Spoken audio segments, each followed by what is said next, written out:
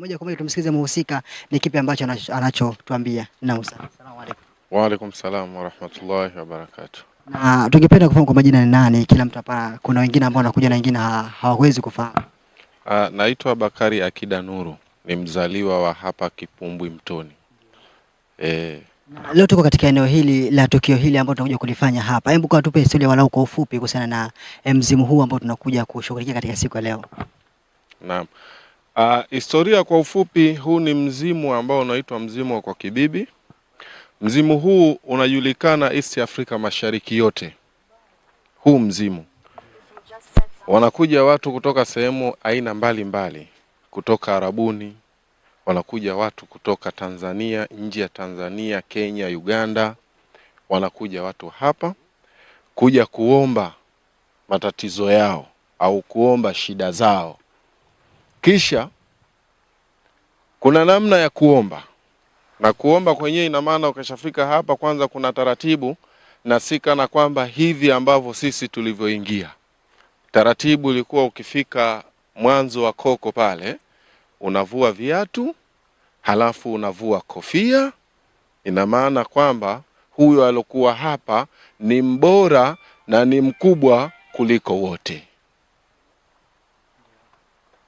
Kwa hiyo ukishavua viatu unakuja, kama ni wageni wawili watatu unakaa, kuna kochi hilo hapo. Hilo ni la kukaa wageni.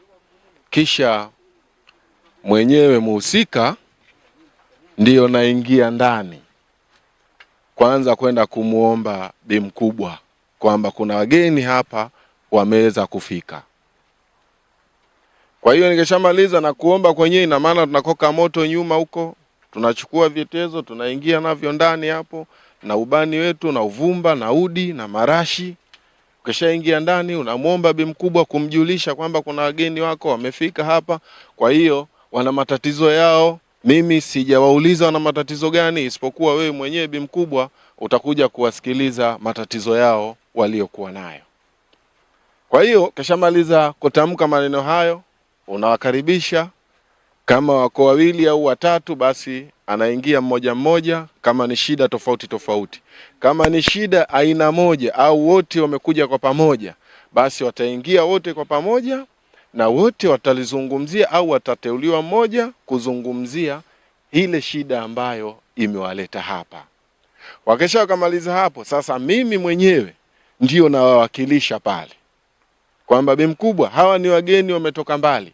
Wewe bi mkubwa unafahamika sehemu nyingi sana, na wageni hawa wametoka huko kwa niaba ya kuja kukufuata wewe kwa ajili ya sifa zako zilivyokwenda mbali, kwa ajili ya uwezo wako ulivyokuwa mkubwa. Kwa hiyo leo usiwaangushe wageni hawa, uweze kuwasaidia kile ambacho walichokuja nacho. Kwa hiyo na imani wewe bi mkubwa utawasaidia wageni hawa, kwani umeshawasaidia wengi. Kwa hiyo na huyu au na hawa waliokuja utaweza kuwasaidia. Kwa hiyo hiyo ni taratibu ya kwanza. Kisha ukamaliza hapo, kuna chungu hapo ndani. Chungu kile kinatumika kinamna mbili. Kisha ukamaliza, ina maana alafu utawaambia kwamba ekeni ahadi ambayo mtakapofanikiwa hayo ambayo mmeyaomba hapa, mtaleta kitu gani. Wengine wanaahidi kuleta ng'ombe, wengine wanaahidi kuleta mbuzi, wengine wanaahidi kuleta vitu aina tofauti tofauti, lakini vinavyohusika, vilivyokuwa haviko nje taratibu za kimizimu. Sasa ukisha ukamaliza hapo, utamwambia haya, kama una sadaka yako unaitia humo kwenye chungu. Ina maana sadaka tunajua, yani kimizimu ni pesa. Lazima utoe pesa uweke pale kwenye chungu. Ile inaitwa ni sadaka, kwamba bi mkubwa anakupokea au amekupokea. Sasa ina maana mkitoka nje hapa, sasa kama ana ujira sasa kukulipa, hiyo ni nyingine, anakulipa. Lakini zile ile fungu ule ujira pale wa bi mkubwa, sio kana kwamba utauacha, hauachiki ule. Ule nao unachukua, na kule ukenda lipo ujira unachukua, umeweka mfukoni, watoto wanakwenda chooni. Kwa hiyo hizo ndo taratibu. Sasa mtu amekwenda huko, Allah akamwezesha kafanikiwa, maana si bi mkubwa anawezesha mtu kufanikiwa. Allah akamwezesha akafanikiwa, basi mtu anakuja kweli na anakumbuka kwamba kule mimi niliweka ahadi. Wengine wanakaa zaidi ya miaka 5. Sasa kweli wewe huyo bi mkubwa kama afanikisha miaka 5, sasa si kiasi cha kwenda tu kumuomba mpaka ukarudi lako umelipata. Tunajua kwamba hii miaka 5 mtu anakaa, lakini lile ambalo analitafuta akilipata, basi anarudi. Kama ni ng'ombe anakuja kumtoa, na gharama chungu nzima ambazo zinakuja kutoka. Watu wanapiga nyama, watu wanapiga michele, kwa sababu eti bi mkubwa kamfanikisha. Mchinjaji tunachinja hapo nyuma, damu tunachukua damu kwenye chungu, tunakinga pale, tunaleta ndani huko. Wakati huo sasa washazungumza ile kafara yao kwamba tumekuja leo, tumekuja ondoa kafara. Wakishakamaliza hapo kafara ile, mnakwenda kuchinja, mnakinga damu tu kidogo kwenye chungu, mnakuja mnaiweka hapo ndani. Sasa unaanza vitisho, ondokeni hapa, asikae mtu, atakatwa mtu mara moja. Maana hivyo lazima uvilete ili kuleta ile morali ya mtu kuogopa, ajue kwamba kweli hapa si sehemu ya mchezo. Lakini kumbe hakuna lolote, hakuna chochote. Damu ile ambayo utakayoiweka, basi kaa utakavokaa, ukija ukuta imeganda, haijanywiwa. Kuna kitu vinaitwa chano. Ukikileta hapa hicho chano, wewe kiweke hicho chano, alafu kaa miaka 2 njoo hapa. Yaani ile miaka 2 kaa kwa mfano, basi ukija yani ile mikate nini haikuta iko vile vile. Lakini sasa hatuwezi kuiacha vile vile kwa sababu ule ulaji. Mtu agiza kile chano ili upate ulaji, amena chano shati kipelekwe alfajiri kule saa 11, maana ajua kuna mkate ule utapata chai na watoto. Sasa utakuja hapa ule mkate wa udokoa kidogo, waacha pale. Kama ni mayai pale shati yawe 7, unatoa yai moja unaacha pale. Ndizi ziwe 7, watoa ndizi moja waacha hapo ndani. Miwa hivyo vipande 7, watoa kipande kimoja unaacha pale. Vitumbua viwe 7, watoa kimoja waacha pale. Lakini sasa na tende utadokoa tende moja utaacha, halua, maana chano ni vitu vizuri vitupu. Hakuna kitu kibaya hata kimoja. Ukishakamaliza vile watia kapuni, warudi nyumbani. Maana upigie hesabu kutoka saa 11 hii 12, na maana mpaka karudi nyumbani saa 1 ni muda mwafaka. Mkate katakata, mama watoto wanapiga chai. Na huku ushatoka na fungu zuri kwamba maisha yanaendelea. Lakini hakuna bi mkubwa anayekula, wala hakuna jini anayekula. Yaani bi mkubwa ni nyie wenyewe, majini ni nyie wenyewe, na mzimu ni taswira ya watu au hofu za watu. Yaani fikra zile ambazo zilizojengwa, na fikra hizi jamani, ndugu zanguni, zimejengwa niseme tangu dahali za wazee. Wazee ndio waliwajengesha watu fikra potofu kama hizi, na kuwajengesha hofu ambazo za hali ya juu, kiasi cha kwamba wewe ukifika pale kuja kwa sasa pale hapaingiliki. Yaani ile moyo wako ulivyojengwa na ile imani yako ulivyojengwa, unajua kweli kwamba hapa paishi majini, unajua hapa kweli bi mkubwa yupo, unajua hapa kweli hapaingiliki kimchezo. Lakini kumbe hakuna jini hapa, hakuna bi mkubwa wala bi mdogo, hakuna. Bi mkubwa unampasisha wewe kwa watu. Bi mkubwa unamzungumzia wewe, lakini bi mkubwa hajajizungumza yeye hata siku moja, wala watu hawamjui kakaaje huyo bi mkubwa, wala watu hawatambui jambo la aina yote, isipokuwa nafsi zao zimebakia kuwa na hofu tangu zilivyojengeshwa hofu hapo awali nyuma kabisa. Na wazee hayo ama siri hizo wamekwenda nazo, na hawakuweza kumpa mtu wa aina yoyote yule. Na kila ambaye anayefuata nyendo hizi, yani bahati mbaya sana inakuwa kwamba siri hizi mtu anadiriki kufa nazo, na wala hafikii kutubia. Watu wanafikia kufa, lakini mtu hafikii kurudi kwa Mola wake na kuona kwamba haya sio. Lakini labda ningependa kuifahamisha jamii na umma mzima kwamba hapa hakuna shetani anaoishi hapa. Shetani wana mji wao jamani. Hapa hakuna shetani anayoishi hapa, wala hakuna kibibi anayoishi hapa. Hicho kibibi toka mwaka ambao sisi hatujulikani kama tutazaliwa au mama zetu kama watazaliwa, chaitwa kibibi, mpaka leo kipo. Maana kimeletwa kibibi. Sasa kama kibibi, ina maana hakifi hichi kibibi.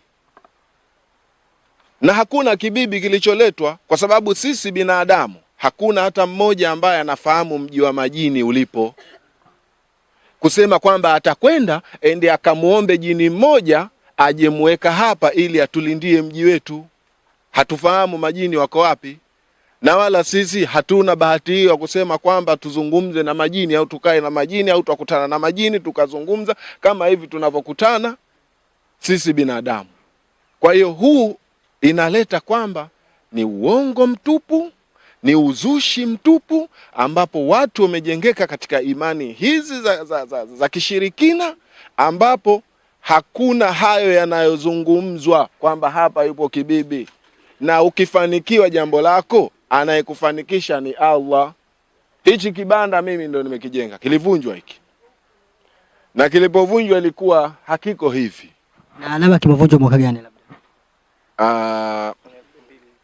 Kwenye mwaka tuseme 99 au 2000.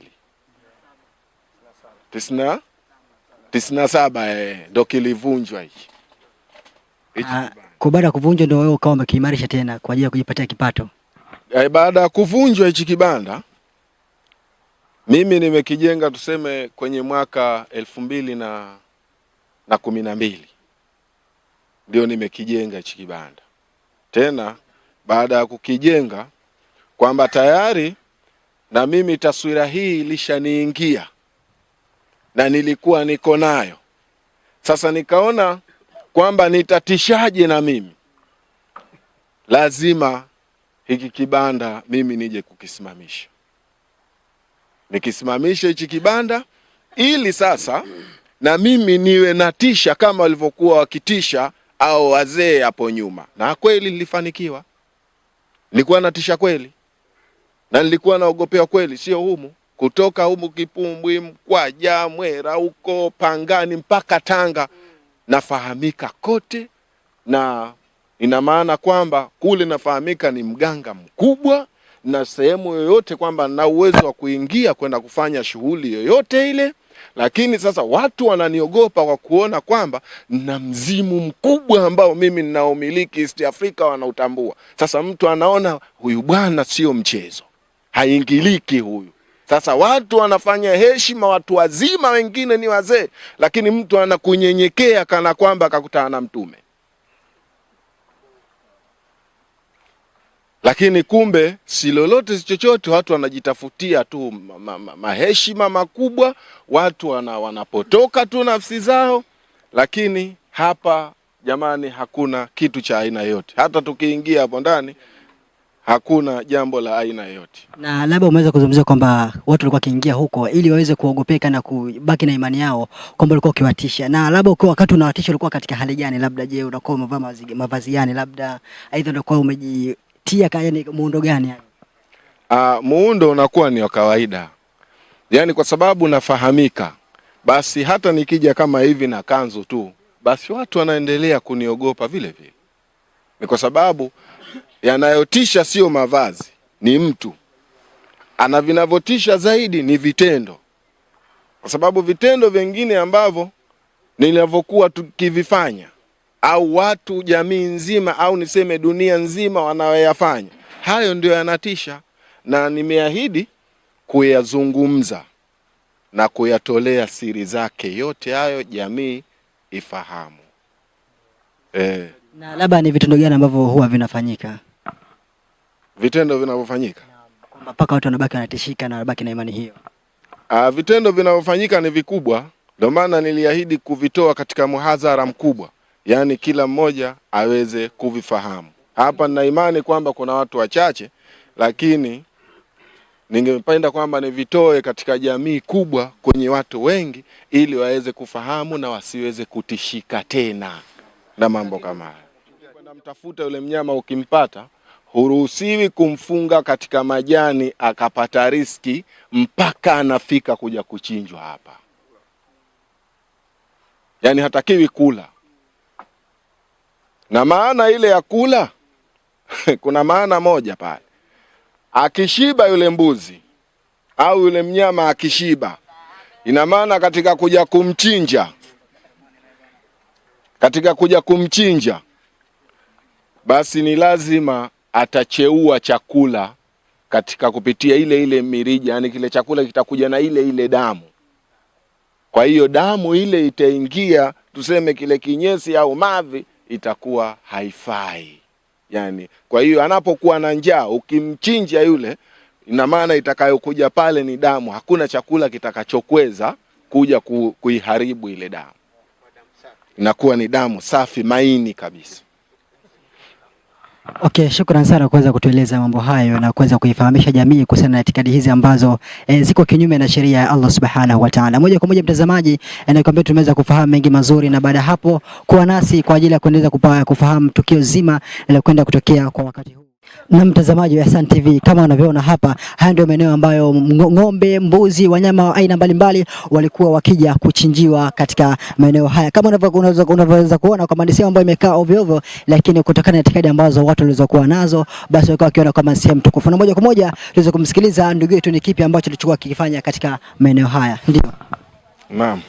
Haya ni maeneo ya kuchinjia mnyama.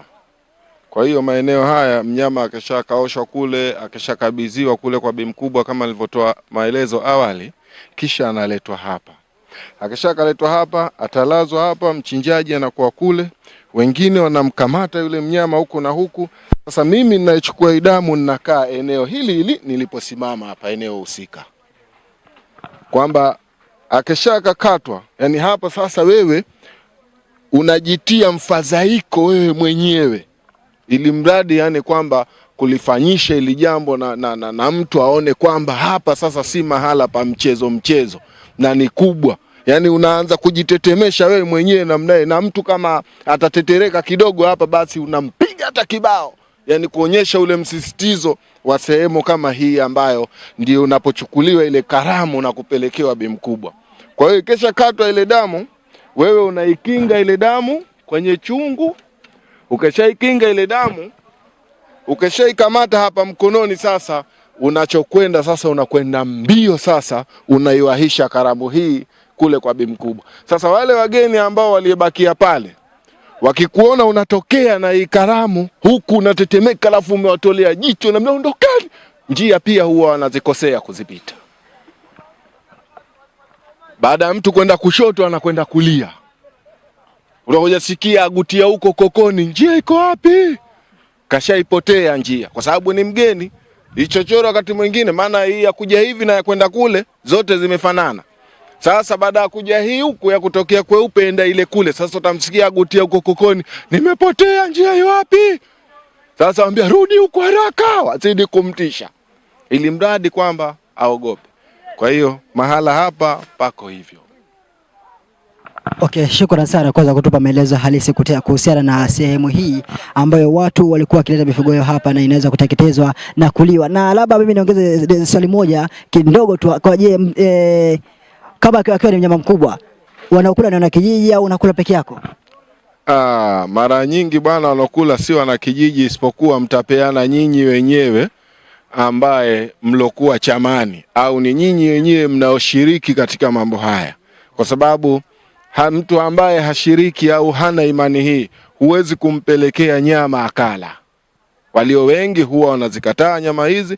Kwa hiyo tukipeleka hapo kijijini tunachagua. Kuna wazee wengine wamezeeka hata kutembea hawawezi, lakini bado wako ndani ya imani hizi, na tunawapelekea nyama zile, wanakula, aliyobakia tena watu tunapigiana mapande tuliokuepo. Mtu enda tafuta freezer, unaweka nyama, wewe kazi yako ni kukata kidogo dogo, kupigana mpunga.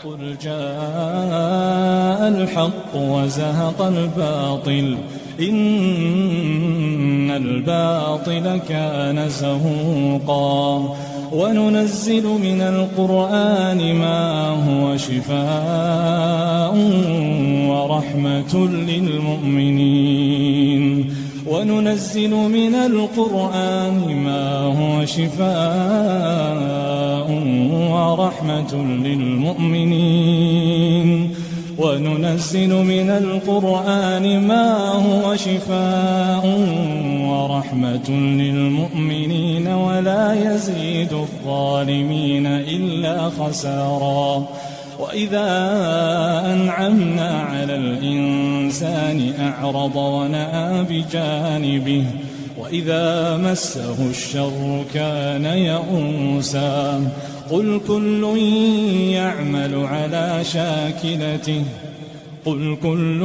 يعمل على شاكلته فربكم أعلم بمن هو أهدى سبيلا.